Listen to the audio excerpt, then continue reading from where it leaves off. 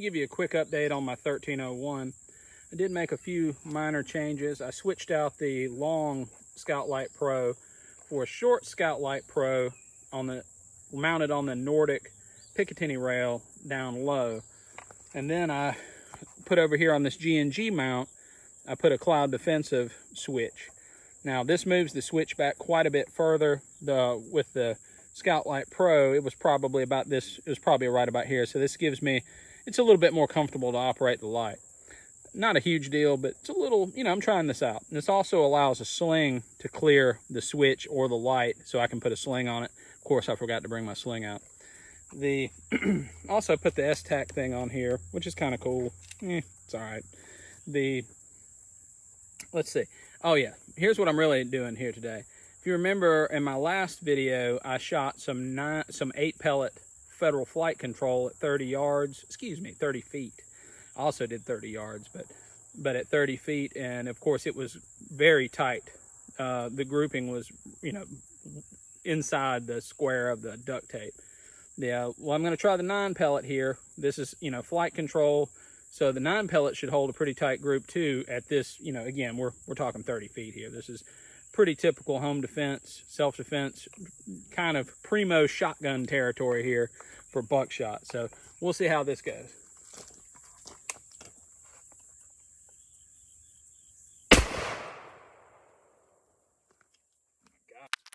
I think you'll like this. I almost busted my ass. Look at that. Look at that. You got the wad there, straight in the middle of the target. Brutal. Brutal. It's like a nice 7 there. Hey, wait a minute. Is that a flat circle? Is that a spiral? Whoa, is it in the psychosphere? Okay, I'm losing my mind here. No. Anyway, I'm going to shoot another one. It looks pretty good. I'm going to put up a new target and let's see what the next one looks like.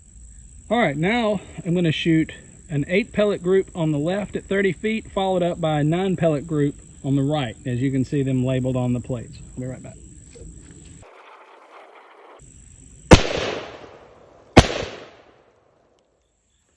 All right, we've got 8 pellet on the left and 9 pellet on the right. This is going to be 25 yards.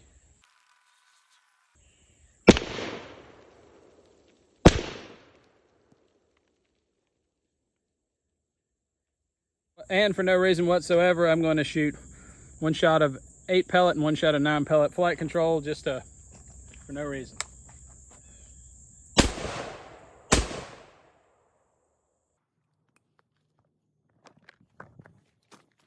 Yeah, the groups are so close. You can't really tell. Look at that. This was the 8 and that was the 9. See if you can see that. That was the 8, that was the 9. And that's 17 pellets of Buckshot and 2 wads. Look at that. Okay, now we're going to do an experiment with some Winchester Super X 12 gauge Buckshot. This is your normal old 9 pellet Buckshot that most people have in their shotguns that isn't super expensive and works fantastic, but you know, we're getting to be snobs now. So anyway, let's see how this does. We'll do a 25-yard shot first.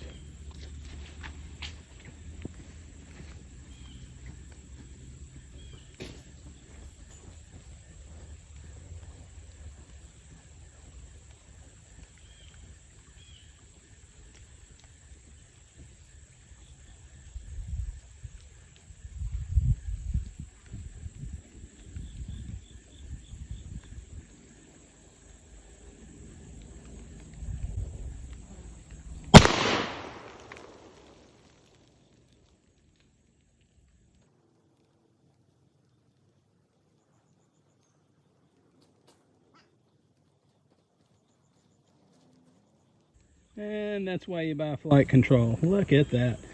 Okay, I guess I'll set up one and we'll do it at 30 feet. Alright. Alright, this is going to be the Super X 9 pellet at 30 feet. Note the 2 holes already in the target below. I'm afraid some of this is going to go off, but we'll see. Alright, it's going to be 30 feet.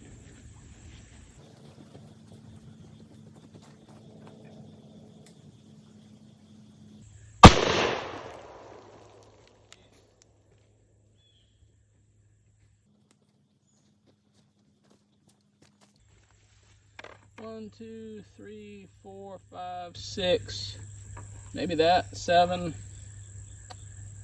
I'm guessing some of the rest went over here. I don't know. I wouldn't want to get shot at with this, and obviously you don't have to be quite as precise. You know, you're starting to get into the mythical shotgun pizza box size group here. It would obviously kill the living hell out of somebody at 30 feet, but you know, it's getting pretty useless beyond that. All right, what did we learn today? Well, we learned that Walmart grade buckshot is Walmart grade buckshot. 8 and 9 pellet flight control is amazing at 30 feet. I mean, you're essentially hitting them with a 60 caliber round at that point, or 9 32 caliber pellets or whatever. It's the end of the game.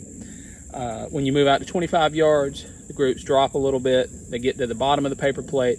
We did have a couple of pellets come off the bottom of the paper plate, but again, we're talking about, I mean, obviously every single one of those pellets would have landed inside a human chest. You center mass somebody with this stuff within a quarter of a football field, all of it's going to land inside them. So it's impressive stuff, and it really transforms the shotgun into something incredibly useful at any kind of normal civilian self-defense range. If you keep a slug on, you can throw a slug in there, and within 50 yards you can land it inside the paper plate. Again, devastating amount of force. I like my setup here. Seems to be working pretty well. I'll keep working on it. Obviously, I need to get my sling set up. I've got a Vickers sling. Honestly, I think it's a little too fidgety for this. I think I'm just going to get a simple carry sling. I'm not going to try to put something tactical on this thing, because my intention would be, the only time I would have it slung is if I was actually just carrying it down to the field or something like that, or I had to handle something after I'd shot the gun.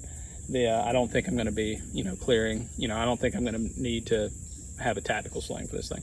Could be wrong. And the reason I say that is I did run my Vickers sling on here a little bit, and it just seemed to be a little fiddly here. I don't know why. It's probably because of the lack of QD points back here. I'm going to keep looking at it, and I love my Vickers slings on pretty much everything else, but I really am thinking about just going with a simple carry sling. Fantastic shotgun. Again, no malfunctions whatsoever.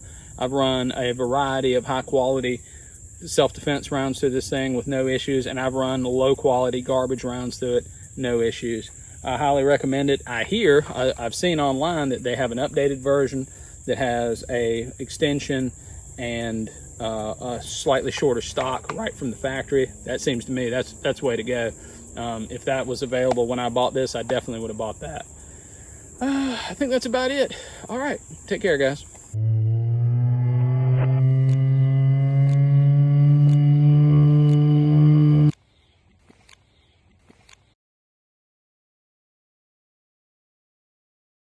Guess I'll do a little practice with this S-Tac side card.